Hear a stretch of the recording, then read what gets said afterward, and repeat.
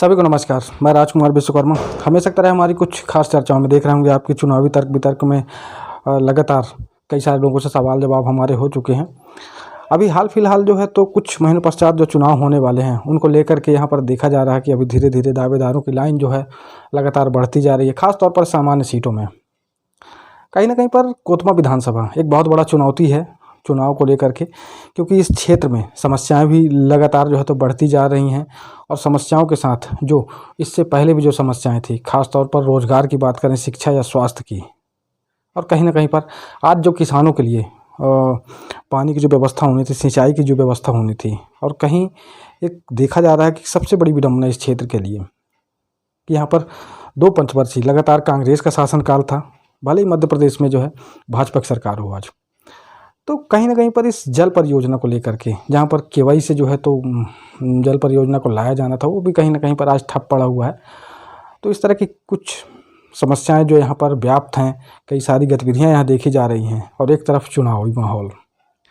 तो आज हमारे साथ आज की इस खास चर्चा में ज्योति सोनी जी हैं। ज्योति सोनी जी जिला महामंत्री हैं भारतीय जनता पार्टी से। अभी हाल फिलहाल देख रहे होंगे आपकी जो भी यहाँ पर दावेदारी हो रही है, कहीं ना कहीं पर प्रबल दावेदारों में से ज्योति सोनी जी भी लाइन में हैं। तो क्यों ना इनसे कुछ खास सवाल जवाब किया जाए यहाँ पर, और उन सवालों के बीच क्षेत्र की समस्याओं को लेकर के देखना इनका क्या मानना होता है, किस तरह की गतिविधियाँ जो है तो जो सामने आ रही हैं उनको लेकर के कैसे क्षेत्र में जो है तो इन समस्याओं को ख़त्म किया जाएगा, या किस तरह का प्रयास होगा इनका। मैं सबसे पहले आपसे जानना चाहूँगा कि आप राजनीति में कब से हैं?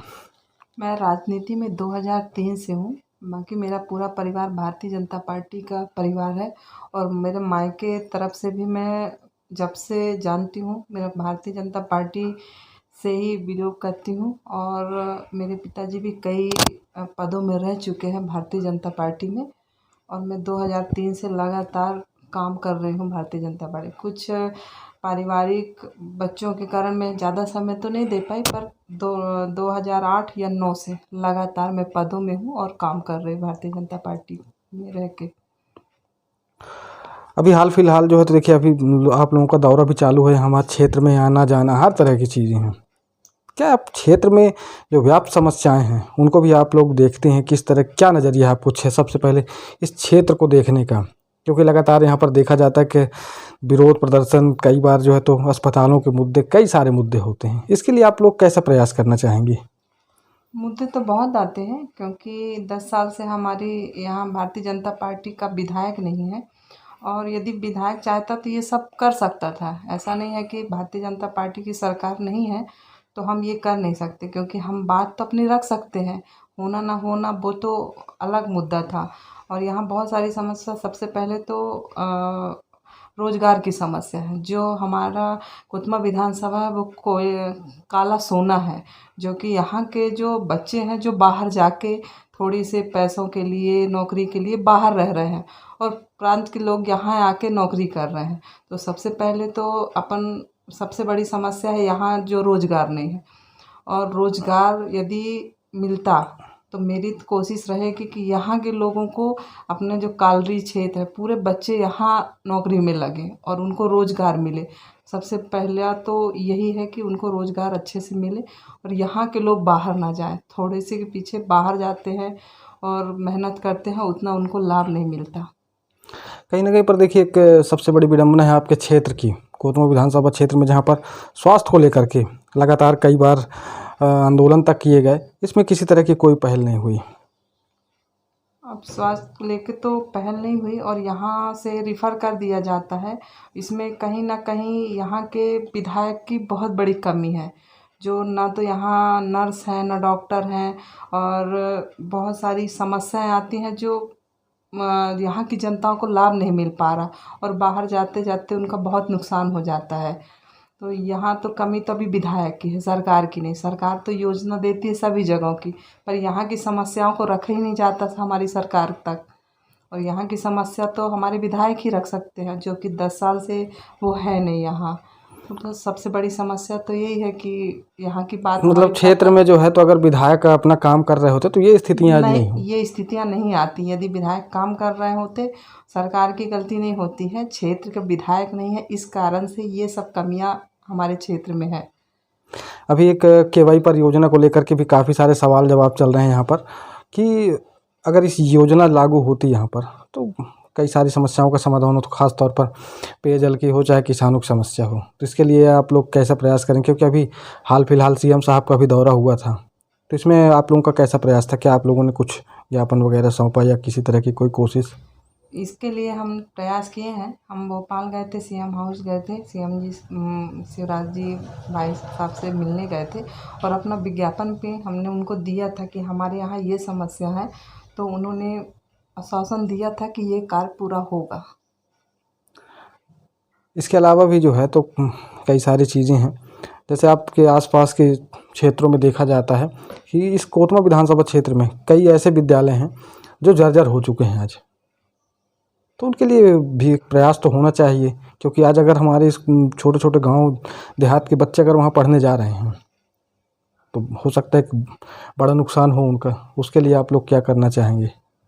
उसकी बाकी मैंने देखा है सभी, अभी जब जहाँ तक मेरा है पूरा कोतमा विधानसभा में दौरा हो चुका है, बहुत सारी समस्याएं विद्यालय को लेके हैं, जो चूरे छत चूरा बोरा, तो इनकी समस्याएं तो हैं पर और कुछ कई हद तक हमने इसका प्रयास किया है और हम अपने प्रभारी मंत्री मीना सिंह को भी आवेदन दिया है कि ऐसी ऐसी समस्याएं हैं, मुख्यमंत्री जी को भी दिया है।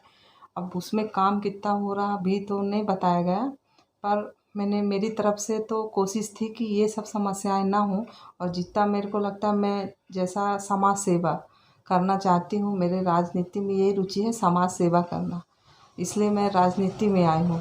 और मैं अभी तक पूरी बूथ बूथ तो नहीं जा पाई, पूरे विधानसभा में मेरा दौरा हुआ है, और जहाँ तक सभी की समस्याओं को लेके मैंने जितना नोट किया और मैंने सब उनका जो ज़्यादा समस्या है मैंने उनको आवेदन मतलब दिया धीरे है। धीरे हैंडल किया जाएगा हर चीज़ों को। जी। मेरा एक छोटा सा सवाल ये है कि देखिए अभी दावेदारी में बहुत सारे लोग हैं, है ना, यहाँ पर लोगों की भी कुछ राय आई हमारे पास और पब्लिक का भी एक सवाल था कि अगर मान लीजिए आप जैसे दावेदारी में आप भी हैं और आपको मौका भी मिल गया, आप विधायक बन गई, अब आपकी सरकार ही नहीं रही मध्य प्रदेश में, तब फिर आप लोग कैसे काम करें? क्योंकि सरकार नहीं होगी एक तरफ और आप यहाँ पर क्योंकि विपक्ष की भूमिका में आप हो जाएंगे फिर। इसमें सरकार बात तो हमारे क्षेत्र की है, हम अपनी बात रखेंगे वहाँ, और सरकार होना वो पूरा करता है नहीं कि सरकार तो सबके लिए बनी है, पूरे क्षेत्र पूरी जगह के लिए बनी है, तो मुद्दा ये होता है कि हम अपने क्षेत्र का उधर क्या बात रख रहे हैं, कैसे बात रख रहे हैं, और हमारे यदि कोई समस्या है हम ऊपर रखेंगे तभी हमारी समस्या का समाधान होगा, यदि हम रखेंगे नहीं तो समाधान कैसे होगा? हम इस चीज़ से पीछे थोड़ी हटेंगे कि हमारी सरकार नहीं है तो हम कैसे करें। तो हमारी सरकार हो ना हो वो हम अपनी समस्या तो रख सकते हैं, पूरा होना ना होना वो सरकार का काम है, बाकी यहाँ की समस्या क्षेत्र की समस्या क्या है हम अपनी बात ऊपर रख सकते हैं। अब दूसरा सवाल यह है कि अगर आपको अवसर नहीं मिला तब आपके पास ये एक क्वेश्चन मार्क लगा हुआ होगा कि अब आपको क्षेत्र का विधायक चुनना है आपकी पार्टी से, तो आप कैसा जनप्रतिनिधि चुनना चाहेंगे? जनप्रतिनिधि जो हो वो अच्छा हो, सबकी बात सुने, ये नहीं कि कोई आया और उनकी बात ना सुने, जो निस्वार्थ लोगों की सेवा करे और हर दम उसके सामने खड़ा रहे।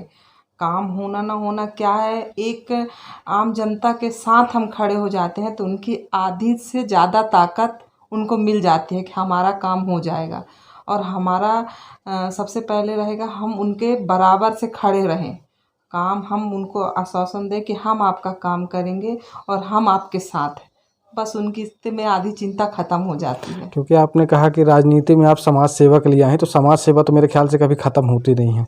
तो क्या अगर इस चुनाव के बाद आपको मान लीजिए एक कटु सत्य है कि अगर क्योंकि दावेदारों की एक लंबी लाइन है यहाँ पर कोतमा विधानसभा में, देखा जा रहा है कि अभी तक कम से कम 30 से 35 दावेदार सिर्फ आपकी भारतीय जनता पार्टी से हैं जो कहीं ना कहीं पर लाइन में हैं, तब आपको मान लीजिए अवसर मिलता है नहीं मिलता वो पार्टी तय करेगी, जनता तय करेगी कौन हारेगा कौन जीतेगा। लेकिन अवसर नहीं मिला तो भी क्या ये समाज सेवा आपकी बराबर चलती रहेगी? जी हम मेरी समाज सेवा बराबर चले। मैं कोई आशा लेके दावेदारी नहीं करे, या कि मेरे को पार्टी यदि मौका देती है तो महिला रोज़ दिन हर परिवार जोड़ेगी भारतीय जनता पार्टी से। मैं ये नहीं कहती कि पुरुष नहीं करते हैं, वो करेंगे, पर महिलाओं का जो होता है हिम्मत, वो एक घर से 10 घर जोड़ने की हिम्मत रखता है। और बस इसी आशा के साथ, और पार्टी मौका देती है तो अच्छी बात है, नहीं देती तब भी मैं समाज की सेवा बराबर करती रहूँगी। जो संगठन का निर्णय रहेगा वो सर्वोपरि है मेरे लिए। जो भारतीय जनता पार्टी सबसे आगे है, और जिसको भी टिकट मिलती है, हम भारतीय जनता पार्टी की तरफ से पूरी कोशिश करेंगे कि हमारे कोतमा विधानसभा में भारतीय जनता पार्टी की विधायक बने और अच्छा प्रतिनिधि आए, जिससे हमारे क्षेत्र का विकास हो और अच्छा जो इधर समस्या है वो ख़त्म हो। अभी हाल फिलहाल आप लोगों ने एक कार्यक्रम रखा मुफ्त रुद्राक्ष वितरण का, क्या था ये? राजनीतिक परिदृश्य को लेकर के था या फिर आपकी समाज सेवा में से कुछ था? क्योंकि लोगों ने यहाँ पर सवाल खड़े किए कि आपने जो ये कार्यक्रम किया है राजनीति को लेकर के किया है। नहीं, ये राजनीति कार्यक्रम नहीं था, ये कोतमा विधानसभा के आस्था को लेके था, जिसमें अपने कोतमा विधानसभा, क्योंकि ऐसा रुद्राक्ष जो 1,21,000 रुद्राक्ष का अभिषेक हुआ है, मेरे ख्याल से शहडोल संभाग में नहीं हुआ था। और मैंने इसी भावनाओं के साथ कोतमा में रखा गया कि पूरे कोतमा के क्षेत्र ये आस्था से जुड़े, और रुद्राक्ष का जो अभिषेक है वो पूरे कोतमा विधानसभा के लोग देखें कि ये आस्था और प्रेम, मतलब भगवान के प्रति श्रद्धा के लिए था, ये राजनीतिक कार्यक्रम नहीं था। नहीं तो उसमें देखिए कहीं ना कहीं पर एक छोटा सा वो आया कि सबसे अधिक नेताओं की संख्या थी वहाँ पर, तो लोगों ने इसलिए सवाल खड़े किए। नेता थे, दोनों पार्टी के नेता थे, तीनों जितने भी पार्टी हैं लगभग सभी नेता थे। क्योंकि मेरा यदि ऐसा मुद्दा होता तो मैं अपने पार्टी के लोगों को बुलाती, ये आस्था से जोड़ने के लिए था। और मैं भारतीय जनता पार्टी की एक कार्यकर्ता हूँ, इसलिए पूरे सभी लोगों को मैंने बुलाया था कि हमारे कार्यक्रम में आए और ये कार्यक्रम देखें। ये आस्था से जुड़ा हुआ था, श्रद्धा से जुड़ा हुआ था। और कोतमा विधानसभा जितने कोतमा के लोग, सिर्फ कोतमा के लोग नहीं आते, जहाँ से भी लोग ये देख रहे थे, लाइव देख रहे थे, फ़ोटो देख रहे थे, तो बहुत लोग तो चूक गए कि हमको इस कार्यक्रम में क्यों नहीं बुलाया गया। बहुत लोगों की श्रद्धा थी, क्योंकि ऐसा कार्यक्रम शायद किसी ने देखा नहीं था इधर, और बहुत श्रद्धा से लोग जुड़े, अपने से लोग आए। मेरे पास इतने लोगों को जानकारी भी नहीं थी कि इतने लोग आ जाएंगे। मैंने तो सोचा था जितने लोगों से, मेरे सोच से ज़्यादा लोग इसमें श्रद्धालु आए, और खूब अच्छे से वो लोग दर्शन की। इसमें राजनीति कोई नहीं था कि इसमें राजनीति जुड़ा। लोग ज़रूर आए थे, मैंने बुलाया था सबको, और सभी दल के लोग आए थे इसमें। चलिए बहुत बहुत धन्यवाद ज्योति जी, और यहाँ पर से इस चर्चा को विराम देते हैं, क्योंकि लगातार अभी जो चुनावी मोमेंट है, चुनावी माहौल है, देखने को मिल रहा है। कई सारी चीज़ें आपके सामने भी होंगी, इन्हीं गतिविधियों को जो है तो लगातार आप भी देखेंगे, क्योंकि विगत कुछ महीनों पश्चात जो चुनाव होगा, बहुत निर्णायक चुनाव होने वाला है। ख़ास तौर पर इस बार पार्टियों ने भी अपना रुख बदला हुआ है।